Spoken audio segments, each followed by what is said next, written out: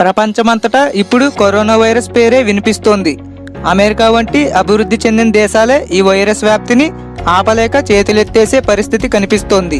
అయితే 102 ఏళ్ల కిందట ఎలాంటి అత్యాధునిక వైద్య సదుపాయాలు లేని రోజుల్లో కరోనా కంటే భయానకరమైన వైరస్ ఒకటి ప్రపంచాన్ని వణికించింది.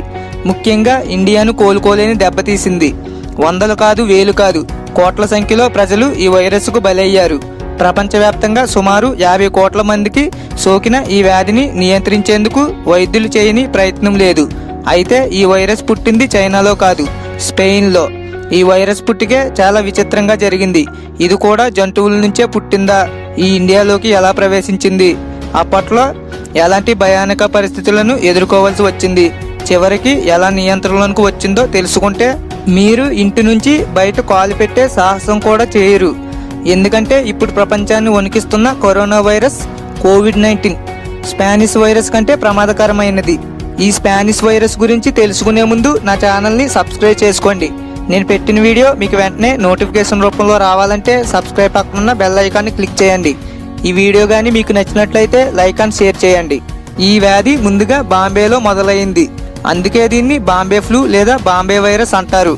ఇది స్పెయిన్లో పుట్టిందనే సమాచారం తెలిసిన తర్వాత దాని పేరు స్పానిష్ ఫ్లూ లేదా స్పానిష్ ఇన్ఫ్లుయెంజా అని పిలవడం మొదలుపెట్టారు. బాంబే పోర్ట్లో పనిచేసే ఓ వ్యక్తికి ఈ వైరస్ సోకింది. తీవ్రమైన జ్వరంతో బాధపడుతున్న అతడికి మలేరియా వచ్చిందేమోనని వైద్యులు భావించారు. వైద్య పరీక్షలో మలేరియాకు సంబంధించిన లక్షణాలేవి కనిపించలేదు. అయితే ఆ వ్యాధి అతడి నుంచి ఇతరులకు సోకింది. చాప కింద నీరులా బాంబే మొత్తం విస్తరించింది. ఒకరితో మొదలైన ఆ అంతుబట్టని వ్యాధి వేల మందికి చేరింది. ఈ వైరస్కు పాలకుల నిర్లక్ష్యం తోడైంది. ఫలితంగా మరణాల సంఖ్య క్రమేణా పెరిగింది. అయితే ఈ వైరస్ పుట్టింది బాంబేలో మాత్రమే కాదు, స్పెయిన్లో. అది ఎలా పుట్టిందో తెలుసుకునే ముందు ఇండియా ఎదుర్కొన్న భయానక పరిస్థితులను తెలుసుకోవాల్సిందే. 1918లో బాంబేలో మొదలైన ఈ వైరస్ రాష్ట్రాలు దాటింది. అప్పట్లో రవాణా సదుపాయాలు సక్రమంగా లేకున్నా అత్యంత వేగంగా ఇది విస్తరించడం గమనార్హం. ఈ వైరస్ చివరికి గుజరాత్లోని గాంధీ ఆశ్రమాన్ని సైతం తాకింది. అప్పట్లో గాంధీకి 48 ఏళ్ల వయసు. దక్షిణాఫ్రికా నుంచి తిరిగి వచ్చిన తర్వాత 4 ఏళ్లుగా గాంధీ ఆ ఆశ్రయంలోనే ఉంటున్నారు. ఆయన సహచరులు కొందరికి ఈ వైరస్ సోకింది. వారి ద్వారా గాంధీకి సైతం వైరస్ వ్యాపించింది. దీనివల్ల గాంధీ సుదీర్ఘకాలం వ్యాధితో పోరాడాల్సి వచ్చింది. అయితే ఆయన తగిన ఆహార నియమాలను పాటించడం ద్వారా ఆయన వ్యాధిని ఎదుర్కోగలిగారు. గాంధీతో పాటు ఆయన సహచరులు కూడా వ్యాధిని జయించారు. ఆ సమయంలో గాంధీ కేవలం ద్రవ పదార్థాలను మాత్రమే ఆహారంగా తీసుకునేవారు. రోగ నిరోధక శక్తిని పెంపొందించుకోవడం ద్వారా వ్యాధిని అదుపు చేయగలిగారు. ఈ వ్యాధి కేవలం పశ్చిమ ఉత్తర భారతదేశానికే పరిమితం కాదు, దక్షిణ భారతావనిని వణికించింది.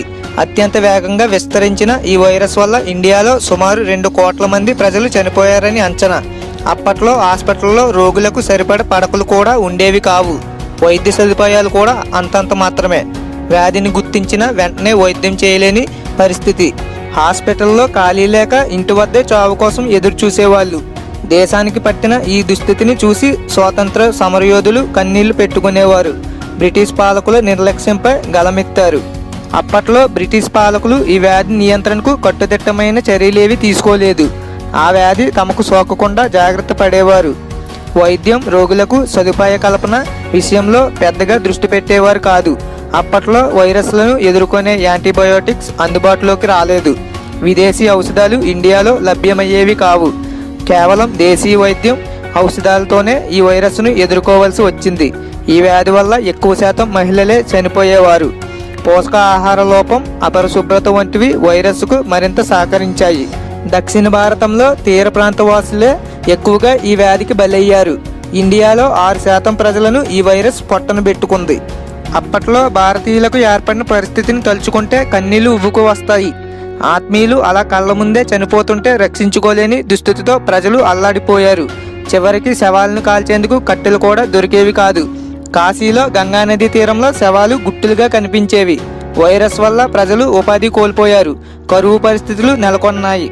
వ్యవసాయం చేయలేక ఉద్యోగాల కోసం నగరాలకు వలస వెళ్లడంతో వైరస్ మరింత వ్యాపించి మరణాల సంఖ్య 2 జనాలు ఇళ్లల్లో ఉంటే కరోనా వైరస్ 2-3 వారాల్లో లేదా 2-3 నెలల్లో కొలిక్కి వచ్చేది. లేకపోతే స్పానిష్ ఫ్లూ తరహాలోనే 2 ఏళ్ల వరకు విలయతాండవం చేస్తుంది. అందుకే ప్రభుత్వం ప్రజలు ఇళ్లలోనే ఉండాలని కోరుతోంది. 1918లో మొదలైన స్పానిష్ ఫ్లూ 1920 వరకు కొనసాగింది. ఇది కరోనా లాగే రోగనిరోధక శక్తి తక్కువగా ఉండే వృద్ధులను బలి తీసుకుంటుంది.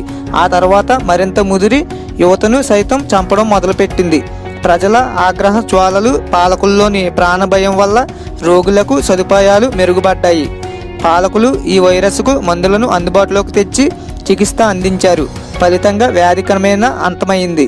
ఈ వైరస్ జంతువుల నుంచి పుట్టలేదు, మానవుల అపరిశుభ్రత నుంచే పుట్టింది. మొదటి ప్రపంచ యుద్ధం సమయంలో సైనికులు కందకాలు తవ్వుకుని శత్రువులకు కనిపించకుండా అందులోనే గడిపేవారు. వాటిలో పారిశుద్ధ్యం అంతంత మాత్రంగానే ఉండేది. ఫలితంగా అక్కడే ఓ భయానకమైన వైరస్ తయారైంది. అది అక్కడి సైనికులకు సోకింది.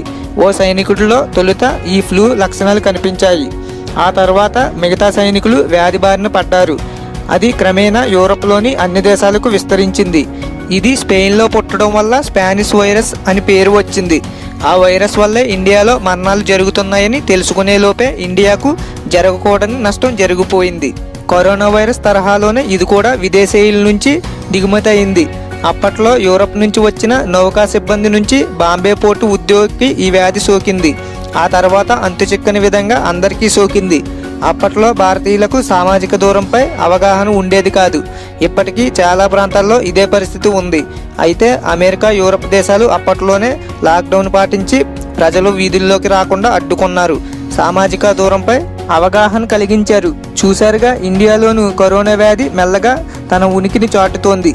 మనం ఇళ్లల్లో ఉండకుండా ఇష్టానుసారం తిరిగితే 1918 నాటి పరిస్థితులు ఎదురవుతాయి. ఈ చైనా వైరస్ స్పానిష్ ఫ్లూ కంటే ప్రమాదకారి. కరోనాకు ఈ స్పానిష్ వైరస్కు చాలా దగ్గర సంబంధం ఉంది. స్పానిష్ వైరస్ కూడా ముంబై నుంచే మొదలై దేశమంతా విస్తరించింది. కరోనా వైరస్ కూడా ముంబైలోనే ఆరంభమైంది. దేశంలో అత్యధిక కేసులు కూడా అక్కడే నమోదవుతున్నాయి. అత్యధిక జనాభా కలిగిన ముంబైలో కేసులు వేగంగా పెరిగే అవకాశాలు ఎక్కువ. అందుకే వైద్యులు కూడా దీనిపై ఆందోళన చెందుతున్నారు. కరోనా వైరస్ మీ దరికి చేరకూడదంటే ఈ ఫోటోలో చూపినట్లుగా చేయండి. 1. సామాజిక దూరం పాటించండి. 2. ఇంట్లోనే ఉండండి. 3. ఇంట్లో సొంత వైద్యం వద్దు. 4. చేతులను పరిశుభ్రంగా ఉంచుకోండి. 5. వ్యాధి లక్షణాలు కనిపిస్తే వైద్యులను సంప్రదించండి.